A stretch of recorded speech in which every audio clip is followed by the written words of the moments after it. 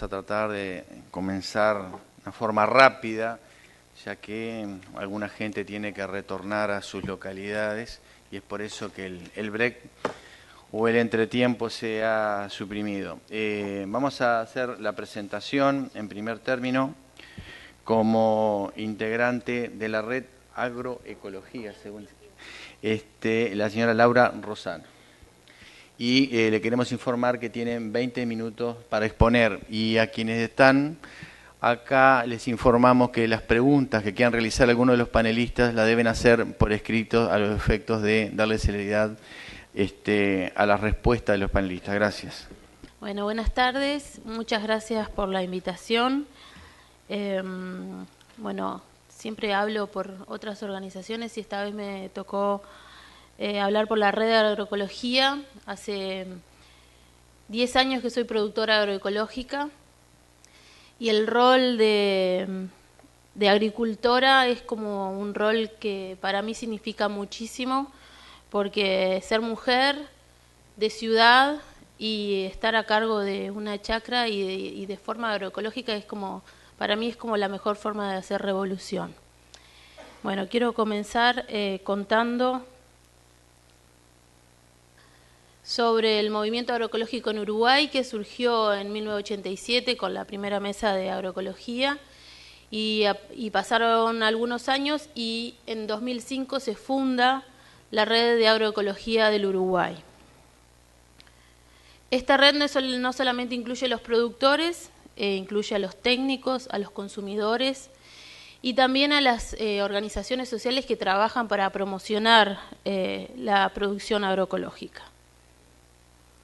Los principios de la red de agroecología, como ven, no tienen como una pirámide de importancia, sino que todos los principios tienen la misma importancia y se componen por la sustentabilidad, cuidar la biodiversidad y los recursos naturales, el trabajo digno y el respeto a los derechos humanos, la solidaridad, la soberanía alimentaria y la participación. El sistema agroecológico plantea un enfoque integral y esto significa que se toma el predio como un sistema vivo, un suelo que tiene vida, no solamente un suelo que es el sostén de la semilla o de la planta, sino que un suelo que le tenemos que dar vida, que le tenemos que dar comida para que soporte y para que sea una interacción de lo que crece ahí. Por eso mismo, muchas de estas estrategias agroecológicas tradicionales son las que van a reducir la vulnerabilidad del cambio climático. El año pasado lo decía Matías, ¿no? El problema que tuvieron los productores fruticultores por el cambio climático, por no haber frío, no hubo fruta, y tuvimos que comprar el durazno a 150 pesos, que para el uruguayo era un costo demasiado alto, y eso pasa porque en realidad los sistemas no están organizados para lo que se nos viene. Nosotros los productores de fruta orgánica, de frutos nativos, no tuvimos ningún problema. Tuvimos una gran producción de fruta nativa y eso también hay que tener en consideración de los nuevos paradigmas y empezar a mirar hacia la naturaleza lo que siempre se plantó en estos territorios. Los peligros a los que afrontamos en la soberanía alimentaria y nosotros, los productores familiares, ya se habló de la pérdida del 21% total de los agricultores en estos pocos años, que justamente estos son los años donde se cambió la matriz agropecuaria del Uruguay. A mí me da a veces un poco de risa escuchar cuando dicen los ministros que Uruguay alimenta a 28 millones de personas o a 38 millones de personas según el pescador, el tamaño del ojo del pescado, pero en realidad no podemos poner esa cuenta la producción de soja porque la soja no es alimento. La soja es forraje, la soja es biocombustible y no podemos poner en una misma balanza la producción de un productor familiar de comida de verdad, de papa, tomate, zapallo, a un productor de commodities que no tiene cara porque en realidad son sociedades anónimas que están en los predios mayores. Entonces uno de los peligros también por este cambio de matriz agropecuaria es la pérdida de biodiversidad, porque tenemos más de 1 millón de hectáreas de soja transgénica y casi 2 millones de hectáreas de monocultivo de eucaliptus y de pino. La erosión de los suelos y la contaminación del agua es lo que estamos viviendo. Acá en Canelones estamos trabajando junto a la Intendencia de Canelones con un acuerdo con la red de agroecología para acompañar la transición de los productores de la cuenca de la Laguna del Cisne y del río Santa Lucía. Y ahora tenemos algo nuevo que nos pone en mucho peligro a los productores familiares, que es la nueva ley de riego que privatiza el bien común que es el agua.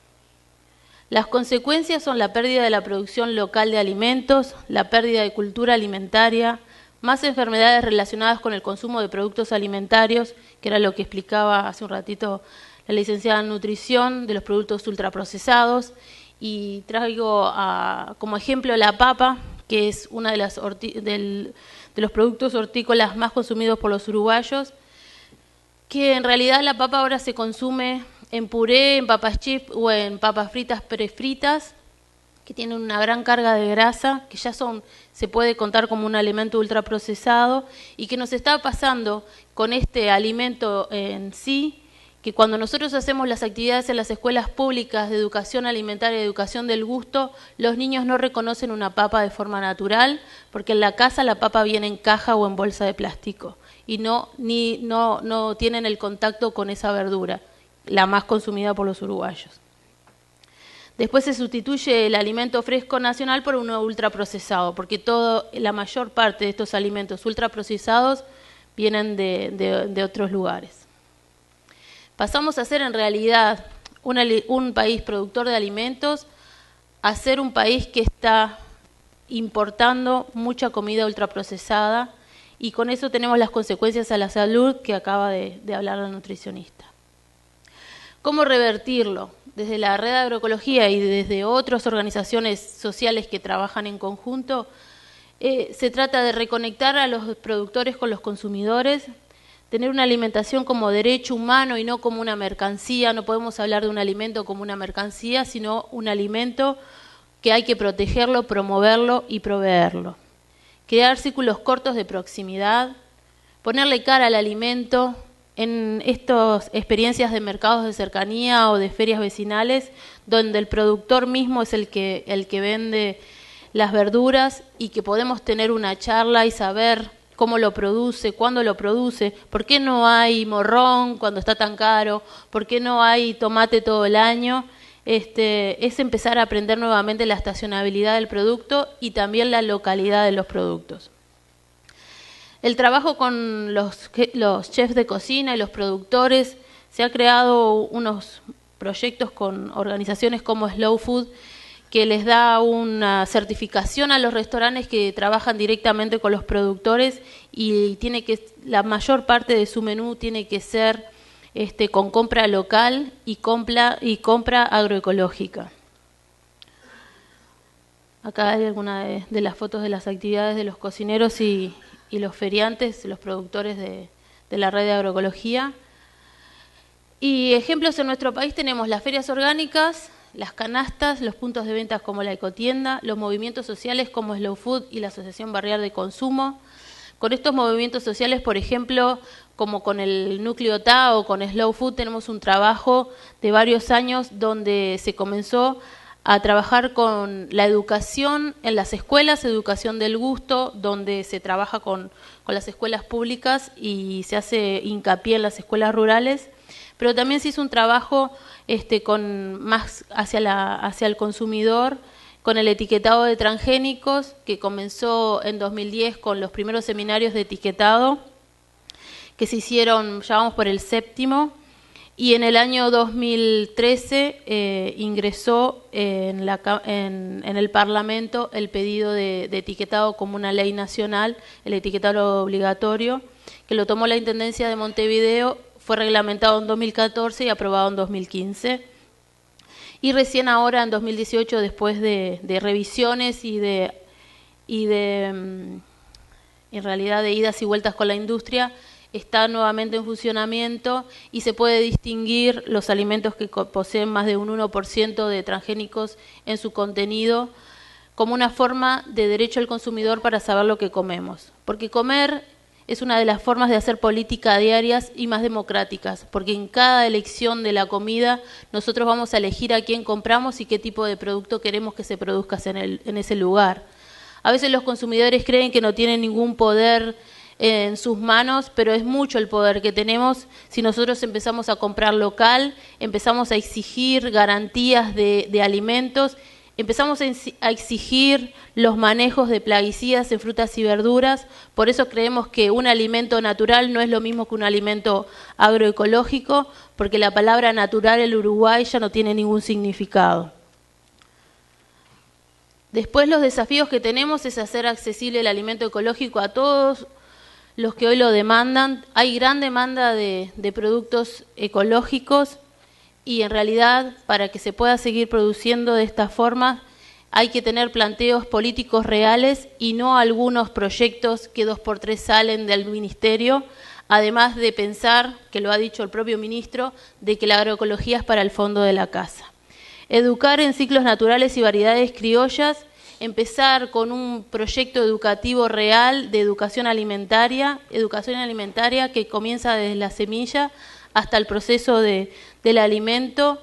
Las herramientas que se le da a los niños tienen que ser completas. No pueden haber adolescentes de 13 años que no se sepan cocinar y tengan que recurrir a un pancho para poder almorzar. Tenemos que dar herramientas reales para defendernos y ser totalmente independientes. En las escuelas de gastronomía, dejar de mirar la gastronomía francesa y empezar a dividir el país en cuatro regiones alimentarias, donde los vecinos son muy influyentes, donde una escuela de Rivera no le puede llegar un menú alimentario desde Montevideo, porque la cultura alimentaria de esa zona no tiene nada que ver con los chiquilines de acá del sur. Empezar a respetar las culturas alimentarias y las recetas de antes y, por supuesto, impulsar la agricultura urbana. Las compras públicas donde el alimento ecológico tenga prioridad para los más vulnerables, los programas sociales, los hospitales y las escuelas. Empezar a mirar en serio cómo hicieron nuestros vecinos de Brasil con el fomento de las compras públicas, que el primero de la lista eran los productos familiares, agroecológicos y de cercanía. La fruta nativa es la fruta que se come en las escuelas de Río Grande do Sul. Se come butiá, se come guayabo, se come pitanga, que son las mismas frutas que tenemos en Uruguay. El agroturismo también es una pantalla para mostrar otro tipo de Uruguay, no solo el Uruguay de playa, sino que es una forma de ingreso para las chacras agroecológicas. También el proceso de alimentos a nivel familiar o asociativo, ahí cuando la compañera hablaba de los aranceles para los productores artesanales. Lo increíble es que las leyes bromatológicas son del año de la carreta, que seguimos pensando en que una mermelada tiene que durar 3 años y le vamos a poner 1 kilo de azúcar para 1 kilo de fruta para que llegue a los grados Brix que se necesitan. Entonces no podemos hablar de un alimento natural, de una mermelada, cuando tiene tanta azúcar, pudiéndola hacer con mucho menos. Empezar a trabajar de forma multidisciplinaria cuando hablamos de alimentación. No puede solamente trabajar un nutricionista con la alimentación, tiene que trabajar primero un productor, que es el que produce la comida y sabe cómo se produce, cuándo se produce y dónde se produce. Tiene que trabajar el cocinero, tiene que trabajar el nutricionista, pero también tiene que trabajar un antropólogo y alguien que trabaje en la parte social. Después tenemos el Plan Nacional de Agroecología, que se habló, que Inés comentó bastante y creo que la gente de la red de Semilla lo va a abordar bastante también, como parte de las estrategias para que la red y los productores agroecológicos sobrevivamos a esto, porque en realidad estamos en peligro de extinción. Y quería terminar con esta frase que es que creemos en una agricultura familiar de base agroecológica, estableciendo relaciones cooperativas equilibradas con los consumidores que puedan asegurar la soberanía alimentaria y nutricional, sustentabilidad y justicia social. Muchas gracias. A continuación, representando a las mujeres rurales, Sandra Almirón. Buenas tardes a todos, mi nombre es Sandra. Les cuento que pertenezco a un grupo de mujeres rurales de Rincón del Colorado y de Las Brujas. El grupo se llama Rincón de Brujas, pero en realidad hay varios grupos de mujeres rurales que desde distintas localidades del departamento están trabajando y están trabajando muy bien. Surgen de pronto de emprendimientos productivos, pero muchos de ellos, y el de Rincón del Colorado en particular y de Las Brujas, surge de las necesidades nuestras como mujeres que vivimos en el medio rural. Tenemos una mirada más de género, tratando de fortalecer el rol de la mujer en distintos aspectos. Somos grandes cuidadoras y por lo tanto cuidamos de la familia, de nuestros hijos, de los recursos de nuestro entorno, y en ese camino es el que estamos incursionando. No tenemos una discusión acabada sobre el tema de soberanía alimentaria, pero sí entendemos que es un espacio que estamos incursionando, y por lo tanto no hay una visión, pero sí esto va a ser un disparador también para fortalecernos a todos como grupos de mujeres, ¿sí? Algunas cosas de las que hemos hablado como grupo es de que estamos frente a una ruralidad donde coexisten diversos sistemas de producción en un área que particularmente además es un área protegida. Por lo tanto hay determinadas prácticas que no deberían ser permitidas. Para eso necesitamos mayor concientización de la gente que está allí trabajando. Hay grupos de productores, hay mujeres que están tratando de abrir espacios de participación dentro de un medio que está bastante arraigado con otras prácticas de otrora, ¿sí? El hecho de que la mayoría de la producción es producción familiar, con chacras pequeñas, donde coexisten mucha gente que viene de otros medios. Yo particularmente hace poco tiempo que estoy en el medio rural, venimos con costumbres o con exigencias diferentes a las que están en el entorno, y eso hace que haya una ruralidad diferente, ¿sí? Que es característica de esta zona, de Rincón del Colorado, pero que supongo que se debe en otras áreas de Canelones, pero no en todas. Los hábitos alimenticios y culturales, con exceso de consumo, como decía Jimena hoy, llevan a un sistema productivo exigido en productividad y en rentabilidad, donde se producen alimentos forzando los sistemas biológicos. Estas son algunas de las cosas que hemos hablado entre las mujeres, como cuidadoras. Se entiende que un retorno a los saberes locales, a una producción más que nada responsable y amigable, debe ser el camino, y por eso el apoyo a la producción familiar. Así que bueno, nosotros estamos en un todo de acuerdo con mucho de lo que se ha hablado aquí.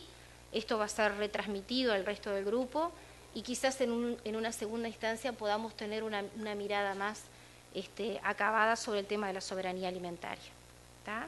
Así que muchísimas gracias. Y por aquí termino.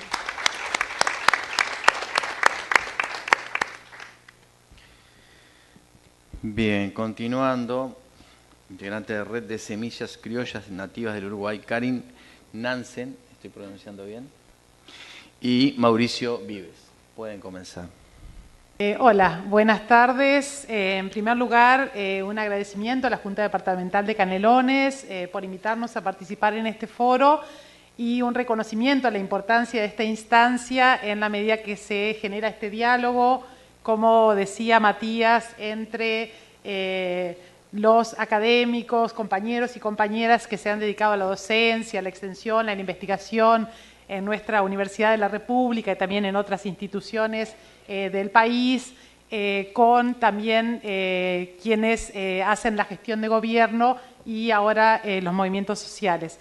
Y pensamos que ese debate es sumamente importante para nutrir y alimentar el debate político a nivel nacional y, por supuesto, el diseño y la formulación de políticas públicas y también la ejecución e implementación de las políticas públicas. Entonces, nuestro aprecio por esta instancia y especialmente tratándose de un departamento como el de Canelones, donde, como bien se decía hoy, tenemos una importante participación de la producción agropecuaria familiar, ¿no es cierto?, de nuestro país, y además el hecho de que exista una política pública hoy a nivel del gobierno de Canelones de promoción de la soberanía alimentaria nos parece que es sumamente relevante, por lo tanto, estar en esta instancia. Yo voy a hablar un poquito de por qué pensamos que la soberanía alimentaria, este principio, este proyecto político que genera la vía campesina, al que nos hemos sumado muchas otras organizaciones y movimientos sociales, incluyendo la Red Nacional de Semillas Nativas y Criollas aquí en Uruguay, ¿por qué consideramos que este proyecto político, este principio, es tan importante para dar una disputa, ¿no es cierto? Por un lado, nos importa destacar de que se trata de un proyecto político que surge a partir de un sujeto político que es el campesinado a nivel mundial, que finalmente son quienes producen los alimentos para la población mundial, ¿no es cierto? El campesinado, la agricultura familiar, como bien decía hoy Inés, son quienes son hoy los que garantizan el consumo de alimentos de la mayor parte de la población y además producen la mayor cantidad de alimentos a nivel mundial. Estamos hablando, reconocido por la FAO, del 70% de los alimentos a nivel mundial producidos por estos sistemas de producción. Entonces, desde ese sujeto político es que se construye la soberanía alimentaria. Y eso es muy importante.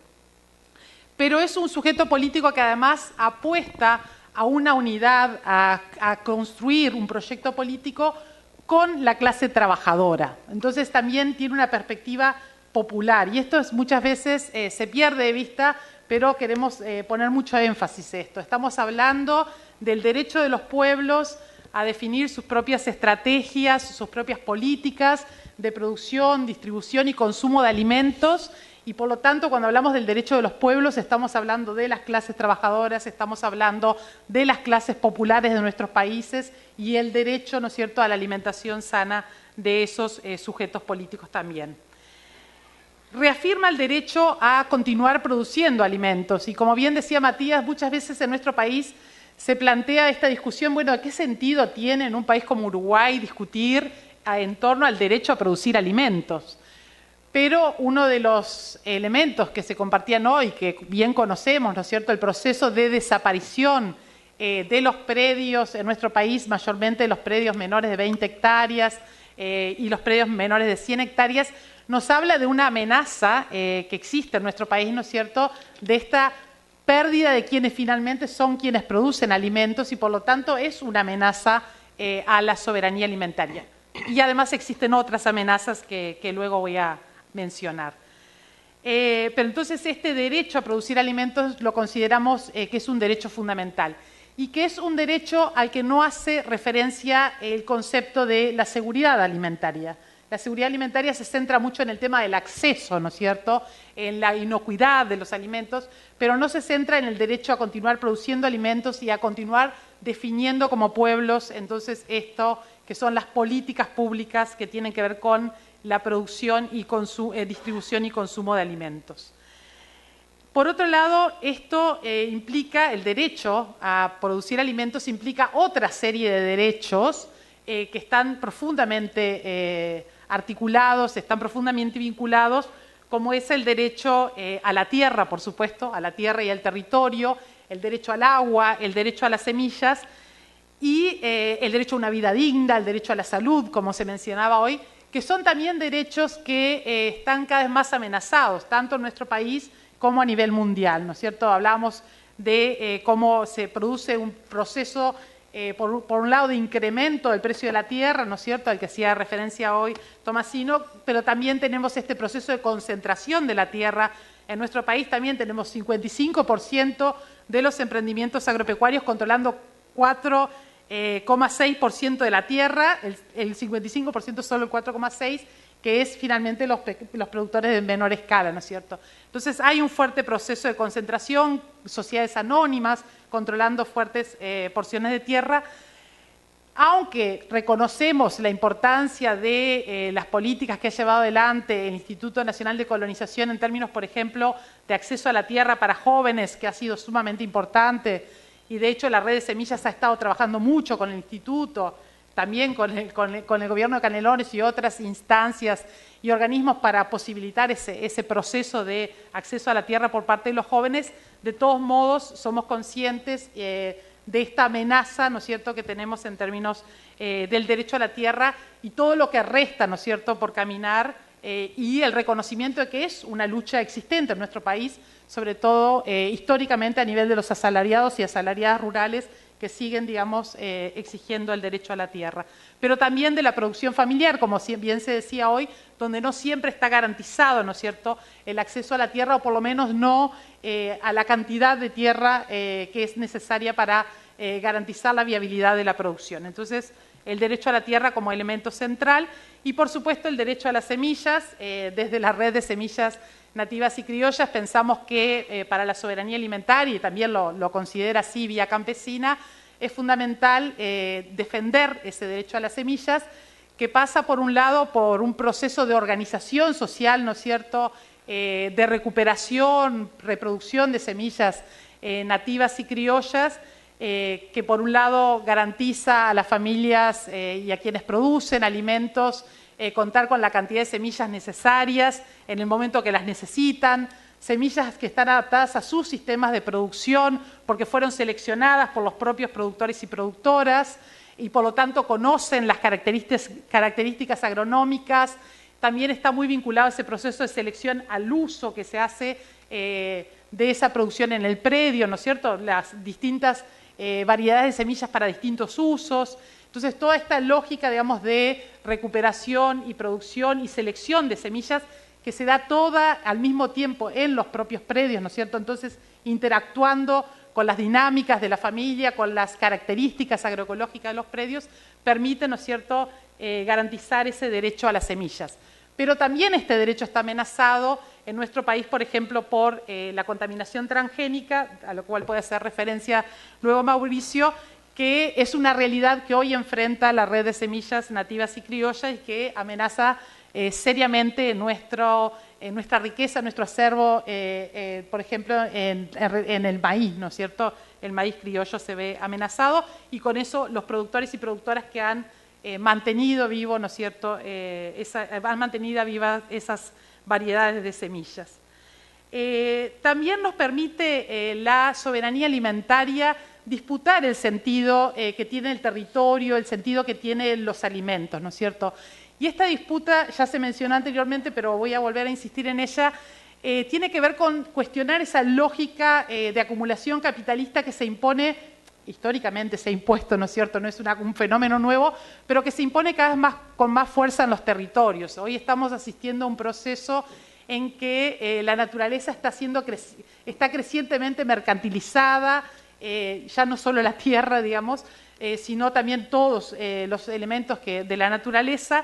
Los alimentos están fuertemente mercantilizados, lo que se decía hoy, ya los alimentos no se reconocen por su valor cultural, su valor nutricional, por lo que significan las relaciones, ¿no es cierto?, de producción de esos alimentos, sino que se caracterizan cada vez más por el valor de mercado y es un mecanismo, ¿no es cierto?, para generar y acumular capital. Entonces, esto es un fenómeno, digamos, que cuestionamos profundamente y la soberanía alimentaria nos permite participar en esa disputa, ¿no es cierto?, de cuál es el sentido del territorio. Una cosa es el territorio para la realización de derechos, ¿no es cierto?, por ejemplo, el derecho al agua, el derecho a la tierra, etcétera, y otra cosa es el territorio como plataforma simplemente de acumulación de capital, ¿no?, como muchas veces se ve desde el agronegocio. Entonces, eso es una de las disputas que nos toca dar. Por otro lado, una cosa muy importante que también se mencionó ya hoy es esto de colocar el control del sistema alimentario en la mano de los pueblos.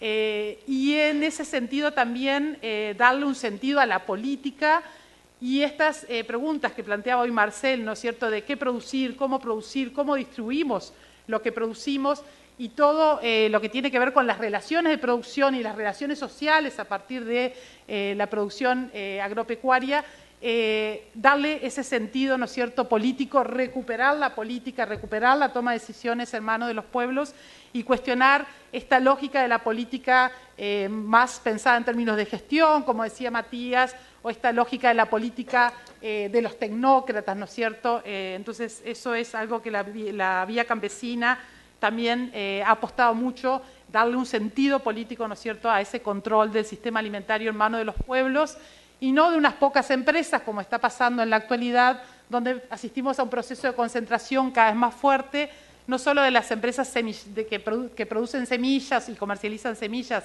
y agrotóxicos, como es el caso de esas 3 grandes que están quedando hoy en la actualidad, ¿no?, a partir de los procesos de fusión, sino también la concentración del mercado, también del supermercadismo, etcétera. Entonces, ese fuerte proceso de concentración es lo que estamos disputando. Y una cosa importante es que se construye la soberanía alimentaria desde lo colectivo, desde los procesos de organización, ¿no es cierto?, a nivel de los movimientos sociales, desde procesos autogestionarios, mucho el énfasis en las relaciones de cooperativismo, etcétera. Entonces, no estamos hablando simplemente de productores y consumidores en un mercado, sino que estamos hablando de nuevas relaciones y en ese sentido también la importancia de lo que se hablaba respecto a las nuevas formas de comercialización y nuevas relaciones entre quienes producen y consumen los alimentos con esta perspectiva de derecho, y esas nuevas relaciones que se plantean, por ejemplo, en los mercados de cercanía, pero también el horizonte, digamos, y lo que puede ofrecer todo el proceso de compras públicas a organizaciones, a cooperativas, etcétera. Ese proceso de compras públicas, de mercados de cercanía, que en la presentación de Matías veíamos cómo se está dando concretamente a nivel de Canelones, es una de las apuestas que también hacemos como organizaciones y movimientos sociales para cuestionar y frenar este proceso de concentración, ¿no es cierto?, en los mercados alimentarios. Y atando con lo que se decía en la última mesa, también entendemos que es bien importante esto de acortar, ¿no es cierto?, la distancia entre productores, entre quienes producen y consumen, porque, como bien decía un canadiense, Bruce Ternin, él decía, bueno, una de las formas en que se ha logrado imponer, digamos, mayor control sobre el mercado alimentario, pero también generar más ganancias, es a partir de generar mayores distancias. Cuanto más distancia recorren los alimentos, cuanto más tiempo permanecen los alimentos en las góndolas del supermercado, cuanto más se procesan los alimentos, hay más distancia, no solo física, pero sí hay una distancia entre cómo es el alimento en su estado natural, ¿no es cierto?, y cómo es lo que finalmente nos llega. Y ese proceso de transporte de alimentos, ese proceso de cambiar, ¿no es cierto?, los alimentos mediante procesos de transformación y procesamiento, también significa mayores oportunidades de ganancia. No para quienes producen inicialmente los alimentos, pero sí para quienes controlan la cadena, digamos, ¿no? Entonces, en ese sentido también queremos destacar la importancia en una perspectiva de soberanía alimentaria de reducir esas distancias.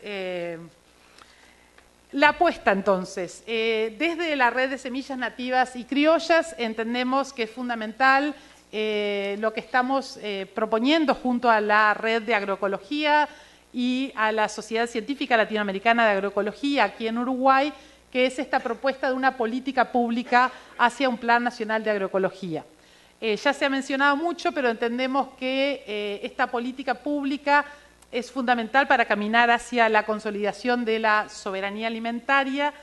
Tiene mucho que ver con no solo cuestionar las prácticas y las lógicas de producción, sino con esta generación de nuevas relaciones y también lo que se planteó hoy de cuestionar finalmente cuál es el modo de producción, cuál es el modelo de producción y este diálogo de saberes, ¿no es cierto?, que permite la agroecología, que permite la soberanía alimentaria en términos de construcción de conocimiento en forma colectiva y con la posibilidad de apropiación de esos conocimientos por parte de los productores y productoras rurales. Esto pensamos que es muy importante. En ese plan también reconocemos que es necesario que la agroecología tenga las mismas posibilidades, ¿no es cierto?, que tienen otros sistemas productivos. En nuestro país existen distintas formas de subsidio, ¿no es cierto?, al agronegocio, y entendemos que de una vez por todas la agroecología tiene que tener las mismas posibilidades y por lo tanto es importante invertir tanto en los procesos de investigación como formación técnica y también en el apoyo a productores y productoras que se plantea la transición y quienes ya están produciendo en forma agroecológica. Tiene que haber una política explícita de apoyo y promoción de la agroecología, que no va a beneficiar solamente a quienes producen en forma agroecológica, sino en realidad va a beneficiar al conjunto de productores y productoras familiares en nuestro país, en la medida que se van generando nuevas prácticas de producción agropecuaria, ¿no es cierto?, que pueden ser utilizadas por un gran número de productores y productoras. No decimos que es la única forma de producción. Hay quienes hablan, por ejemplo, del sistema de producción tradicional, que no necesariamente lo llaman agroecología, pero sí promovemos una política pública de agroecología, puede apoyar, digamos, el desarrollo y el fortalecimiento de otros sistemas diversos de producción. Por otro lado, pensamos que este Plan Nacional de Agroecología tiene que ayudar a avanzar en estos sistemas de mercado de cercanía, de sistemas de compras públicas, etcétera, y, por supuesto, poner mucho énfasis en el tema de acceso a la tierra, derecho a las semillas y especialmente los derechos de jóvenes y mujeres. Uno de los elementos que caracteriza la agroecología y la soberanía alimentaria es justamente el reconocimiento del papel de las mujeres en la producción de alimentos. Es un reconocimiento que, si bien las mujeres hoy se reconoce que a nivel mundial, pero también en nuestro país, juegan un rol central en la producción de alimentos, eso no ha estado acompañado de la realización de derechos y el reconocimiento de los derechos de las mujeres, ¿no es cierto?, y del papel de las mujeres. Entonces, eso es uno de los énfasis, digamos, que queremos poner con este Plan Nacional de Agroecología, es los derechos de las mujeres. Se han logrado algunos avances también en este sentido, como la cotitularidad, pero queda mucho recorrido por hacer. Y en relación a los jóvenes, por supuesto, es un gran desafío en nuestro país. El recambio generacional es uno de los grandes desafíos que enfrentamos a nivel de la producción agropecuaria. Por lo tanto, también promover procesos asociativos, como están haciendo, digamos, los distintos movimientos en este momento de jóvenes, pero una política pública con mayor énfasis a nivel nacional también es sumamente importante. Para terminar y pasarle la palabra a Mauricio, la red de semillas nativas y criollas está presente en todo el país, con más de 30 grupos locales. La construcción de movimientos para nosotros es muy importante y por eso tenemos muchas instancias colectivas, tanto de toma de decisiones como son los encuentros nacionales de productores y productoras de semillas, pero también tenemos instancias de celebración, ¿no es cierto?, como las fiestas de las semillas y los encuentros regionales, que nos permitan, ¿no es cierto?, mantener viva esta práctica milenaria de conservación y uso de semillas nativas y criollas. Mauricio. Gracias.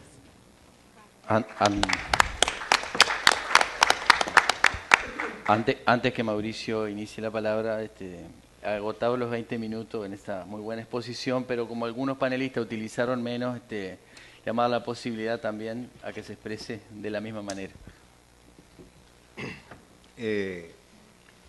Hoy es muy común asociar el concepto de alimento con el de soberanía y el de sostenibilidad. Eso es algo muy bueno. Desde la red de semillas pensamos que no hay producción de alimentos soberana y sostenible sin semilla criolla. Son cosas que están íntimamente ligadas y que van de la mano. Por lo tanto, yo quiero brevemente explicar algunas cosas que han sucedido en los últimos tiempos con la semilla y ese concepto de semilla. Desde la llegada de la Revolución Verde hubo un cambio muy importante en el concepto de semilla, porque la Revolución Verde trajo consigo las semillas híbridas y a partir de ese momento se impulsó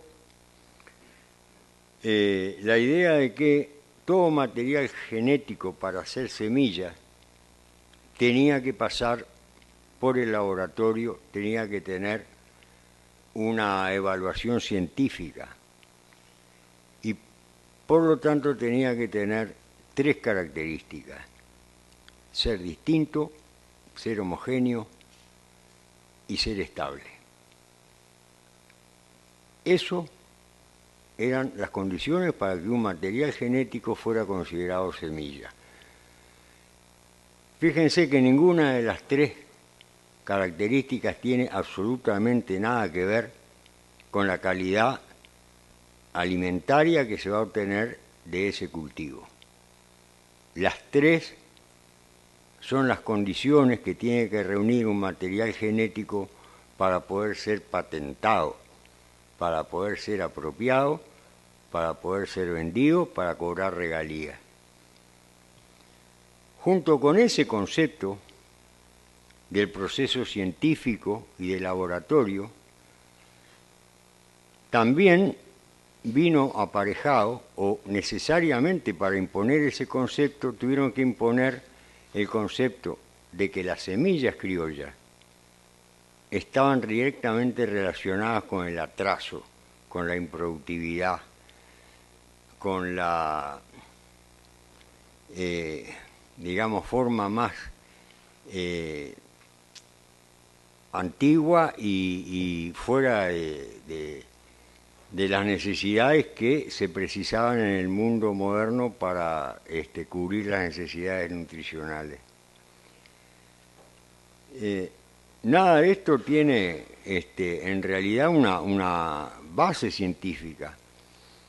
Todas esas semillas híbridas que ponen énfasis en que la genética es la parte más importante, en realidad no son semillas de alta productividad como las promocionan. Son semillas de alta respuesta al paquete tecnológico, a los fertilizantes y a todos los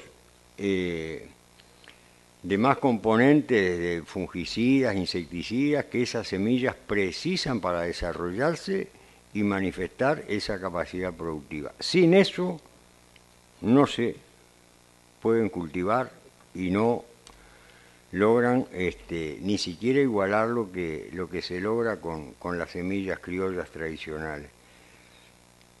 ¿Qué pasa aquí en el Uruguay?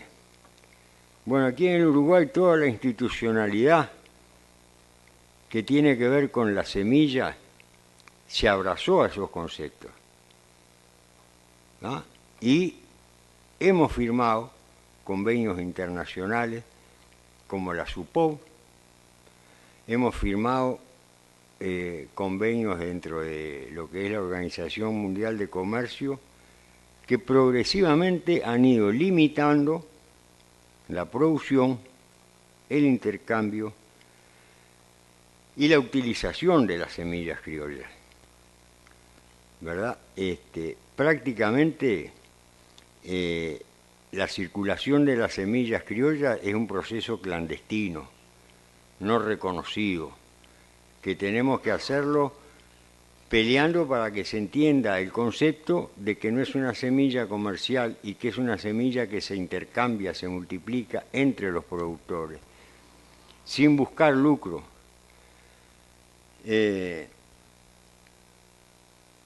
Entonces creemos que eso es algo que si queremos lograr alimentos soberanos y modelos de producción sustentable, va a tener que cambiar. Y no va a cambiar, como nos están proponiendo, de adaptarnos a esa forma de la semilla comercial, a ese mundo de la semilla comercial, a que las semillas criollas tengan que ser registradas, a que las semillas criollas, para poder circular, tengan que cumplir con estos requisitos que antes les decía. O sea, creo que es al revés, creo que la institucionalidad tiene que reconocer el valor de ese patrimonio genético y tiene que reconocer el trabajo que los productores de la red de semillas y otros, porque no son solo los de la red de semillas, hay muchos productores que han mantenido estas semillas, tienen que reconocerles eso y tienen que adaptar las reglamentaciones de la semilla a esa realidad que tenemos. Para terminar, el maíz criollo, que es una semilla muy emblemática dentro de la red. Creo que es un buen ejemplo de cómo este mundo de las semillas es un mundo muy dinámico, ¿no? Hay mucha plata atrás de eso, entonces cambia constantemente.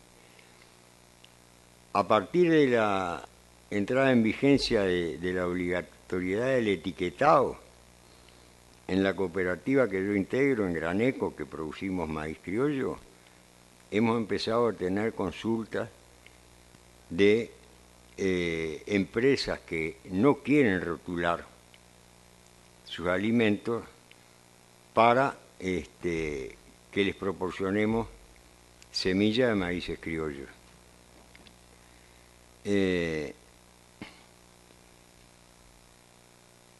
Yo creo que esto va a ir progresivamente en aumento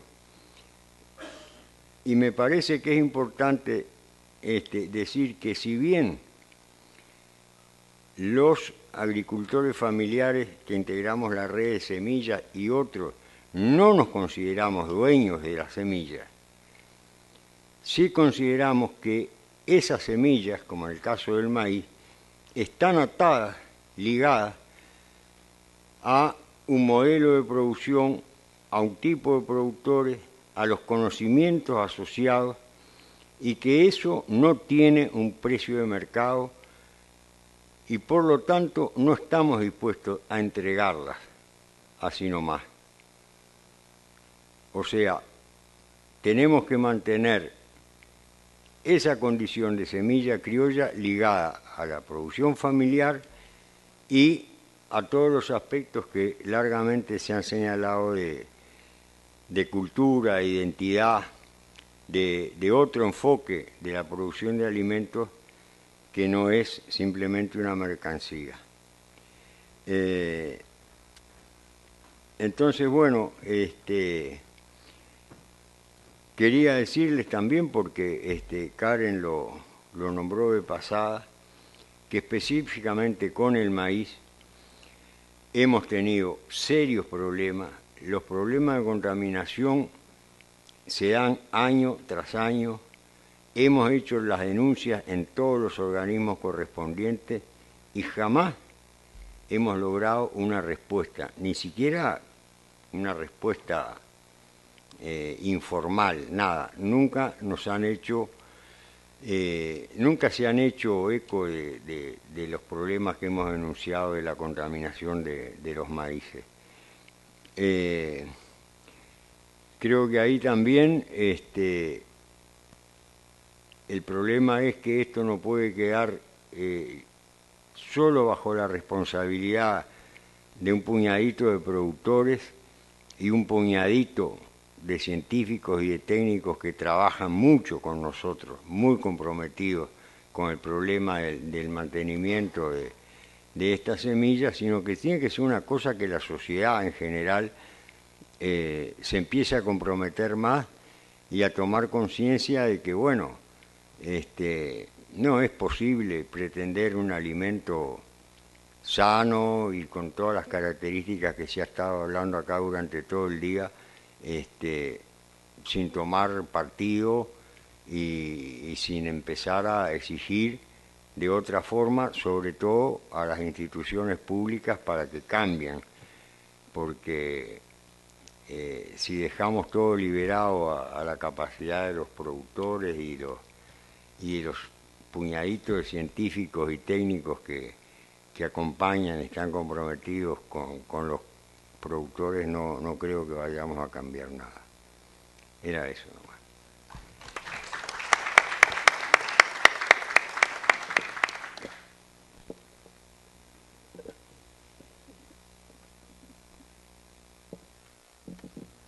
Hola, hola. Bueno, estamos finalizando el tercer panel de soberanía alimentaria y organizaciones sociales y tenemos al representante del Movimiento de Juventudes Agrarias, un viejo conocido, Freddy Martín.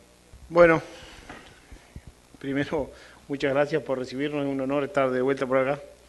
Este es un tema complejo, muy complejo por lo que hemos visto con todos los panelistas, digo, hay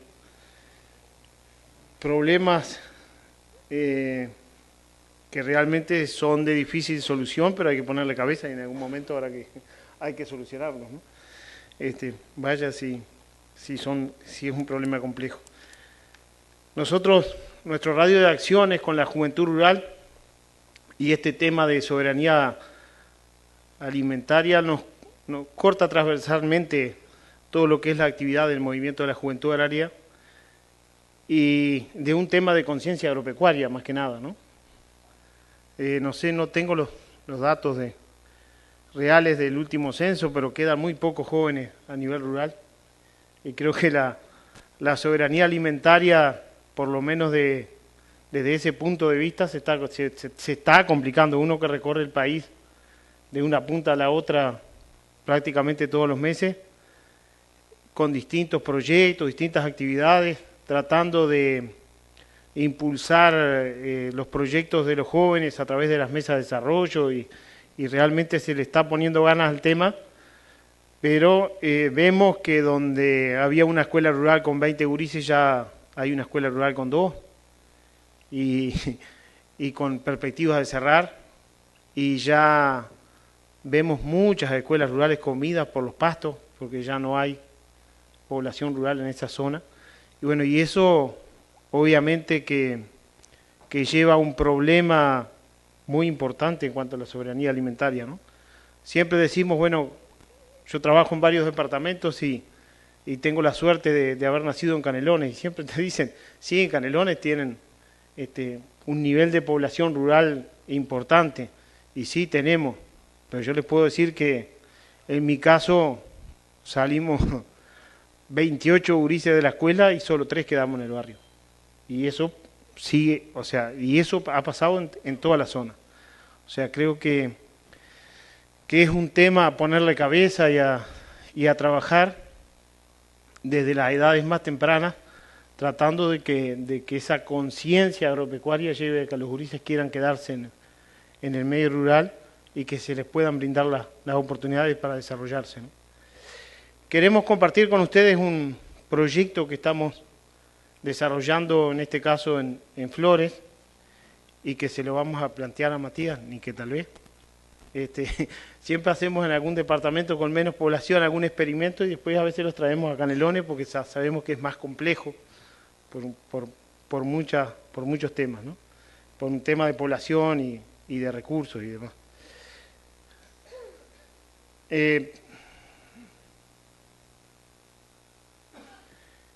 En el departamento de Flores venimos desarrollando un proyecto con el gobierno departamental y con la OPP de un concurso de huertas que comenzó el año pasado, donde por un lado es un concurso a nivel de niños y adolescentes, a nivel de centros educativos, y por otro lado a nivel de población en general. Hemos tenido algún apoyo de la red de semillas por allá, de algún integrante también, que nos ha facilitado semillas criollas para trabajar con los niños más que nada, tratando de ir creando esta conciencia. El movimiento hace desde el año 60, trabaja con huertas escolares y en este caso, bueno, junto con el gobierno departamental asumimos un reto un poco mayor, donde además de los centros educativos, abrimos un concurso de huerta a la población en general. Y realmente fue muy interesante. Hay más de 40, 50 familias en distintas localidades que se sumaron a participar de un concurso de huerta en un departamento donde la huerta prácticamente no existe, donde toda la producción hortícola va del mercado modelo. Y el primer año, dentro del marco del proyecto, se pretendió hacer una pequeña ecoferia en la capital departamental, donde bueno, sus huertistas pudieran allí exponer lo que habían cosechado y a su vez poder venderlo también. Un exceso de producción, no solo para consumo familiar, sino poder comercializar algo, por lo menos, de esa pequeña huertita que hicieron en la casa. El éxito fue muy importante, se hicieron 3, 4 ecoferias el año pasado. Ese proyecto terminó en un programa de gobierno departamental, lo cual este año lo empezamos con un poco más de fuerza.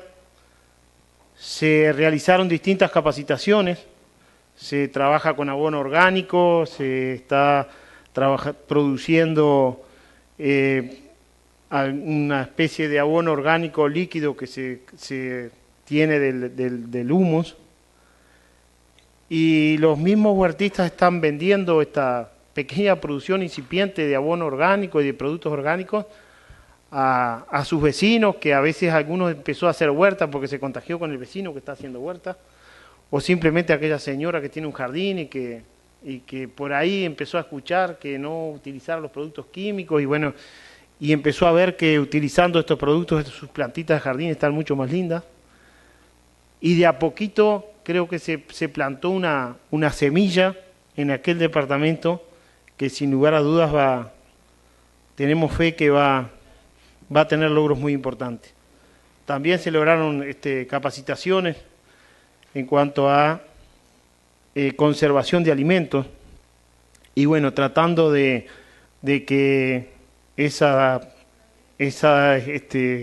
producto estacional que sobra en algún momento, que lo puedan guardar en sus casas como hacían antes, como hacían nuestros padres, nuestros abuelos, y tener ese producto sano y natural para consumirlo en el momento más crítico del año.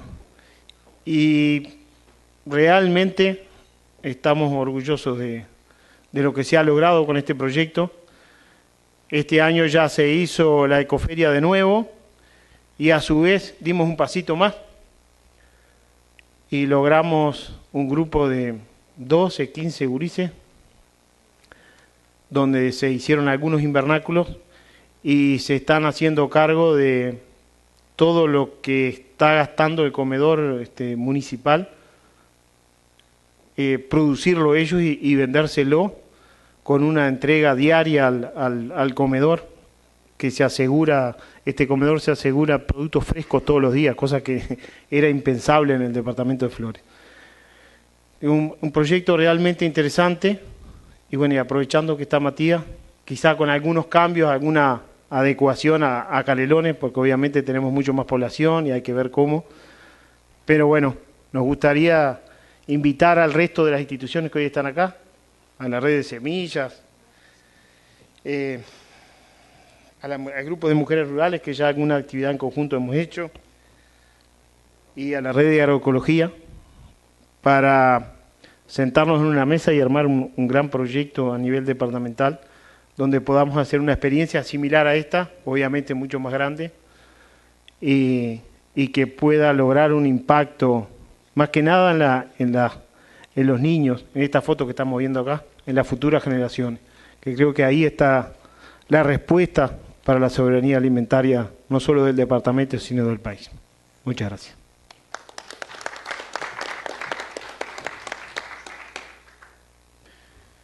Bien, finalizado la exposición de los panelistas, nos ha llegado una pregunta, así que vamos a proceder a leerla en caso de entender la letra. Dice: uniformización en el gusto como método de concentración y dominación cultural. Creo que eso es bien, perfecto. Si alguno de los panelistas quiere agregar algo o responder con respecto a esto. Bueno, nosotros venimos trabajando desde el año 2008 en las escuelas públicas con talleres del gusto, se llama. Porque tenemos el problema de eso, de la uniformación del gusto. Todo es muy dulce, todo es muy salado o todo tiene mucha grasa. Y lo que pasa es que no solamente el no poder identificar una papa como de forma natural, que yo pensé que podría pasar en países como México o Estados Unidos, y está pasando en Uruguay, ni que hablar de una berenjena, ¿no? Imagínense. Entonces comenzamos con el proyecto Laboratorio del Gusto, con el reconocimiento de los sabores comunes como naranja, manzana, durazno, y ahora fuimos más ambiciosos e introdujimos los frutos nativos. Estamos en un proyecto que este va a ser el tercer año de educación alimentaria y del gusto de forma curricular en la escuela sustentable, donde los chiquilines trabajan la huerta y la cocina como herramienta educativa en coordinación con el currículo de la escuela. Entonces, cuando hablamos de matemáticas utilizamos una receta, y cuando hablamos de geografía ubicamos los viajes de los alimentos a través del mapamundi, y después traemos a los abuelos para que nos cuenten cómo usaban el gofio, que es un producto canario con mucha identidad. Y a través del gofio podemos hablar también de la pérdida del maíz catete, que es el maíz que hablaba Mauricio, y la pérdida de soberanía a través del no poseer nuestra semilla. Y no poseemos nuestra semilla porque tenemos al lado a alguien que planta, y planta lo que quiere, porque en este país las regulaciones existen, pero los controles no. Tenemos grandes problemas de convivencia entre los productores, y yo como productora agroecológica te lo puedo decir que estamos en peligro de desaparecer porque no estamos considerados productores de alimentos. Bien, muy bien. Evacuada la pregunta. Estamos terminando este tercer panel de soberanía alimentaria y organizaciones sociales.